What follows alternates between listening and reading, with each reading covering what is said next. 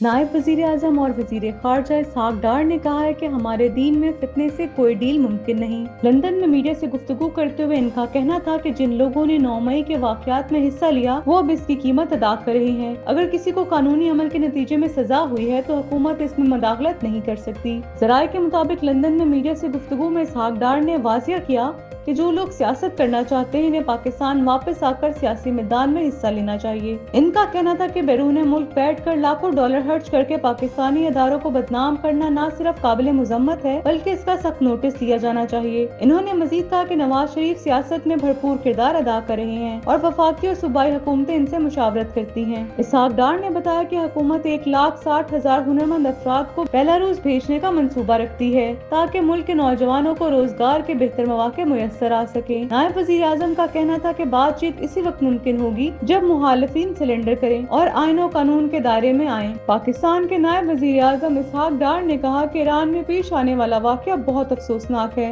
मकतूल अफराद के लवाहिकीन से राब्ते में हैं। इसहाक़ डार ने कहा कि पाकिस्तानियों के कत्ल के ईरानी हुकूमत ने मुल्ज़िमान की गिरफ्तारी की यकीन दहानी कराई है। नायब वज़ीर आज़म का कहना था कि नून लीग ने हमेशा ओवरसीज पाकिस्तानियों की काविशों की कदर की और मैं इसी माह वफ़द के साथ अफगानिस्तान का दौरा करूंगा। इसहाक़ डार ने मजीद कहा कि लाखों डॉलर्स देकर लिटरा स्पॉन्सर करने, लाबैज करने और मुसल्लह अफवाज को बदनाम करने से घटिया कोई काम नहीं। वतन माँ की तरह होता है और माँ के खिलाफ ऐसी हरकतें करने वालों को शर्म आनी चाहिए। इसहाक़ डार ने ये भी कहा कि हुकूमत बसंत त्योहार मनाने पर नजरसानी कर रही है।